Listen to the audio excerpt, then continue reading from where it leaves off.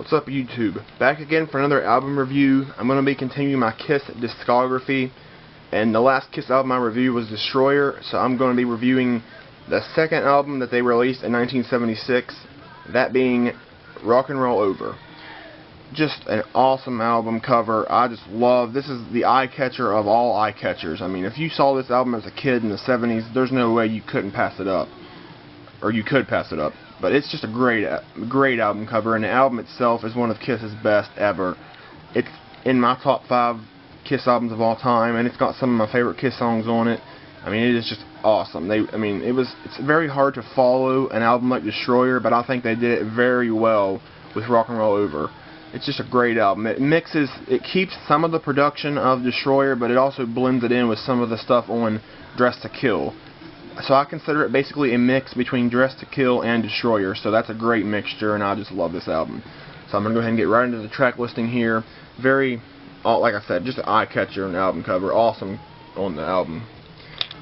The first song on the album is I Want You. It is just an awesome song. I mean, it is awesome. I love the intro to it, and I love the guitar solo, the dueling guitar solo between Ace and Paul. It's just a great song, great way to open the album. Maybe not the most, energetic song on the album, but to open it up with, but it's a great song. It's one of my favorite Kiss songs. So, great song. I'll just go on, I'll just go on the listing on the back of the album. I'm not going to do it in order, but yeah, I Won't Use a great song. That's the first song. So, I'll just start right here. See You in Your Dreams.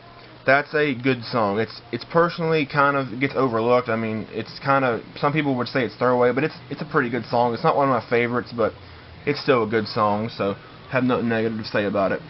Next song, Love 'Em and Leave 'Em. This is a good song. I actually heard this on the radio a few weeks ago, which is surprising because I've never heard this on the radio, but it gets entirely too repetitive after a while. It almost is repetitive to a fault after a while, so that's the only... If it wasn't so repetitive, I'd like this song a lot more, but other than that, it's a pretty good song, but the repetitiveness towards the end just gets too much, so it's still a good song, though. Not bad.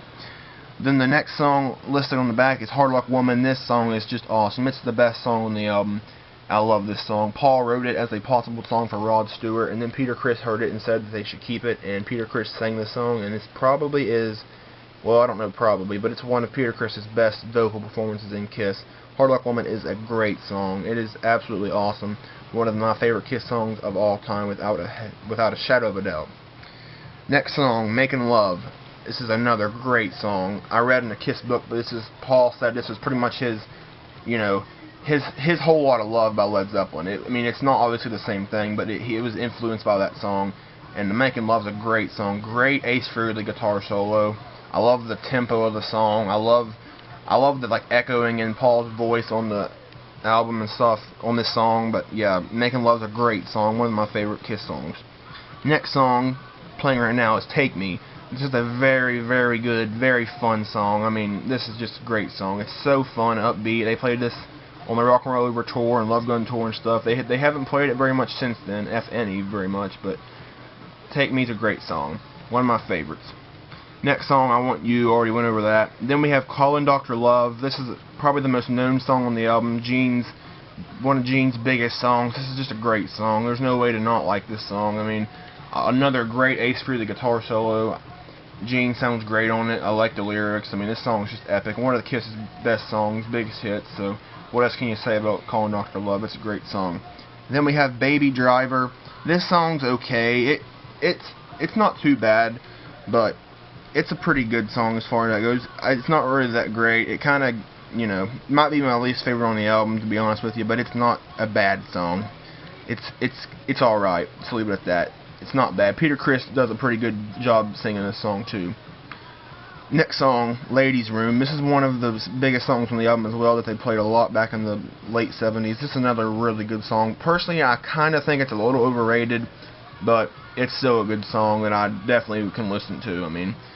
What else you can only say so much because, most Kiss fans adore this song, so.